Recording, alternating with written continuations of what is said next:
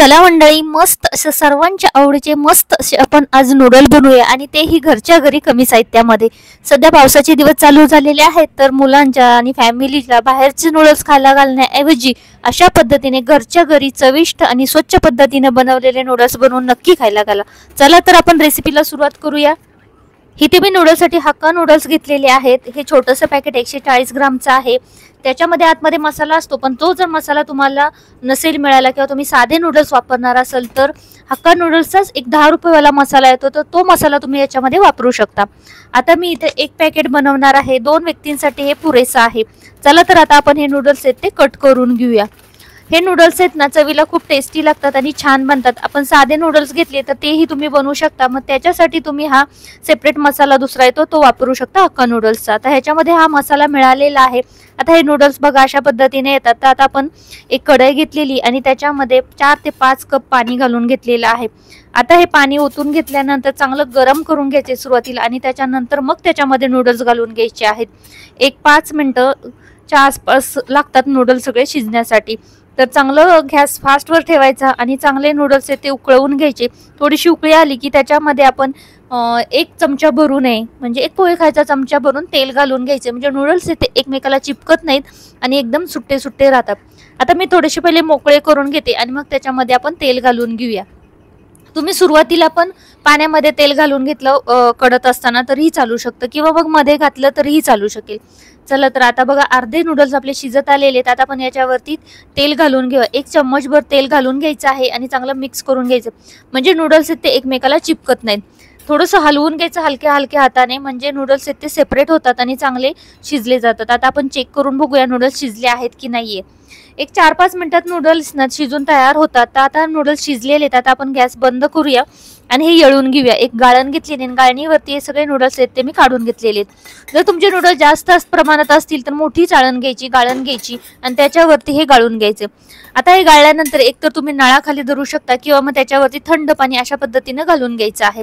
पूर्ण नूडल्स आहेत ते थंड झाले पाहिजेत, म्हणजे जास्त चिपकत पण नाहीत आणि जास्त शिजायची जी प्रक्रिया असते ती बंद होते आणि नूडल्स एकदम सुट्टे सुट्टे बनले जातात. बघू शकता. आता आपण इथं नितळत ठेवूया 2 मिनिटासाठी आणि त्यानंतर एका प्लेटमध्ये काढून घ्यायचं आणि त्याला असं मोकळं करून घ्यायचं. तुम्ही असेच जर ठेवले तर त्याचा गठ्ठा तयार होतो. याच्यावरती पण थोडंसं तेल टाकून त्याला जर असं हलक्या हाताने मिक्स केलं तरीही चालू शकतं. आता इथे एक कांदा घेतलेला आहे. कांदा अशा पद्धतीने उभा एकदम बारीक असा चिरून घ्यायचा आहे. मी तर अर्धा कांदा घेतलेला आहे कारण आपण एकच पॅकेट बनवणार आहे 2 व्यक्तींसाठी. आता इथे बघा कांदा मोकळा करून घेतलेला. 1 शिमला मिरची घेतलेली आहे. शिमला मिरच पण अशा पद्धतीने कट करायची की त्याचे लांब लांब असे काप होतील. आता इथे बघू शकता अशा पद्धतीने एकदम पातळ असे काप करून घ्यायचे आहेत. आता इथे शिमला मिरच मी कट करून घेते. तुमच्या आवडीनुसार चौकोनी काप केले तरीही चालू शकतं किंवा मग असे लांब लांब काप केले तरीही चालेल. थोडासा कोबी घेतलेला आहे तो पण आपण थोडासा चिरून घेणार आहे. याच्याबरोबर गाजर घेतलेले. गाजर पण अशा पद्धतीने एकदम बारीक असे लांब लांब काप करून घ्यायचे. त्यामुळे दिसायला पण छान दिसतं आणि मुलंही आवडीने खाल्लं जातं आणि शिजतानाही पटकन शिजलं जातं, वाफरलं जातं. त्याच्यासाठी बघा आता गाजर हे करून घेतलेलं आहे, चिरून घेतलेलं आहे. तुम्हाला जेवढी भाजी जास्त घालता येईल त्याच्यामध्ये तेवढी तुम्ही घालू शकता. आता इथं मी 1 पॅकेटला एवढी भाजी घेतलेली आहे. त्यानंतर आपण इथं थोडीशी मी कांदापात चिरून घेतलेली. माझ्याकडे थोडीशीच होती, त्याच्यामध्ये जास्त घातली तर छान असा फ्लेवर येतो. आता इथे एक कढई घेतलेली आणि 1.5 पळी याच्यामध्ये तेल घालून घेतलेलं आहे. आता इथे तेल चांगलं गरम करून घ्यायचं. असं चांगलं हीट लागली की त्यानंतर ह्या भाज्या त्याच्यामध्ये घालून घ्यायच्या. चांगल्या पटकन अशा वाफरल्या पाहिजेत अशा पद्धतीने. तर गॅस थोडा फास्टच ठेवायचा आहे. ह्या भाज्या परतत असताना फास्ट गॅसवरती ह्या भाज्या आहेत त्या परतून घ्यायच्यात. सगळ्या भाज्या याच्यामध्ये घालून घेतलेल्या आहेत. आता आपण मिक्स करून घेऊया. भाजी आहे ती एकदम पातळ चिरलेली असल्यामुळे काय होतं, लवकर वाफरली जाते, जास्त वेळ लागत नाही आणि झटपट आपले नूडल्स आहेत ते तयार होतात. आता इथे बघू शकता भाजी वाफलत आलेली आहे. 1-2 मिनिटं अजून वाफलून घेऊया आणि त्यानंतर मग आपण त्याच्यामध्ये नूडल्स घालून घेऊया. हे थोडंसं मिक्स करून घ्यायचं म्हणजे तेलामध्ये चांगलं व्यवस्थित भाज्या आहेत त्या वाफरल्या जातात. त्याचा कलर बघा थोडासा चेंज झालेला आहे. आता आपल्या भाज्या चांगल्या वाफरलेल्या आहेत. आता आपण याच्यामध्ये नूडल्स घालून घेऊया. हाताच्या साहाय्याने थोडेसे मोकळे करत नूडल्स याच्यावरती घालून घ्यायचे. त्यानंतर जो मसाला आला होता या पॅकेटमध्ये तो मी याच्यावरती घालून घेतलेला. 1 पॅकेटला 1 मसाला आहे तो पुरेसा होतो. त्यानंतर इथं आपण ग्रीन चिली सॉस घातलेला आहे, रेड चिली सॉस 1-1 चमचा असं दोन्ही घातलेलं आहे. त्यानंतर इथं सोया सॉस येतो, एक डार्क सोया सॉस येतो, एक लाईट मध्ये येतो. तर लाईट असेल तर थोडा जास्त घाला, डार्क सोया सॉस असेल तर 1 ते 2 चम्मच याच्यामध्ये घातला जाईल. आता इथं सुरुवातीला मी 1 चमचा घालून घेते, त्यानंतर मला परत लागला तर मी आणखीन त्याच्यामध्ये ॲड करते. काय होतं, सुरुवातीला एकदम ॲड केल्यानंतर एकदम जास्त वाढतं आणि मग चव बिघडली जाते. त्यामुळे सुरुवातीला थोडासा सोया सॉस घाला, परत लागला तर परत त्याच्यामध्ये ॲड करा. आता इथं कलर एवढा आलेला नाहीये आणि थोडा सोया सॉस मला कमी वाटतं. गॅस मी स्लोवरती ठेवलेला आहे थोडा. आता आपण याच्यामध्ये आणखीन अर्धा चमचा आहे ते सोया सॉस ॲड करून घेऊया. तुम्हाला आणखीन तिखट हवं असेल तर चिली सॉस ॲड करा. आता जे नूडल्स उकळताना पाणी घेतलं होतं त्याच्यातील मी 2 चमचे याच्यामध्ये पाणी घालून घेतलेलं आहे, म्हणजे नूडल्स खाली लागणार नाहीत आणि असे ओलसर राहतील. आता आपण ना जे स्प्रिंग ऑनियन घेतलं होतं ते याच्यावरती घातलेलं आहे, थोडासाच होता. आणि इथं मी साखरेचं पाणी करून घेतलेलं आहे, शुगर सिरप, आणि ते 2 चमचे याच्यावरती घालून घेतलेले. आपली घरातली साखर असते ती विरघळत ठेवायची थोडंसं पाणी घालून कपामध्ये आणि 2 चमचे घालून घ्यायचं.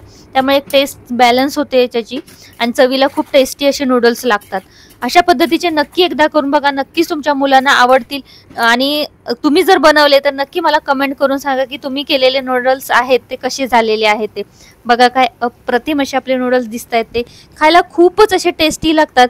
आणि कसं आहे ना, पावसाळ्याच्या दिवसात बाहेरचे कसे बनवतात, कशा तेलामध्ये बनवतात, कसले हात वापरतात, म्हणजे स्वच्छता असते नसते, तर घरच्या आपलं मुलांना फॅमिलीला अशा पद्धतीचं थोडंसं साफसफाईवालं किंवा आपण व्यवस्थित बनवतो, घरच्या घरी स्वच्छतेने बनवतो, तर अशा पद्धतीचं नक्की खायला घाला, नक्कीच सर्वांना आवडेल.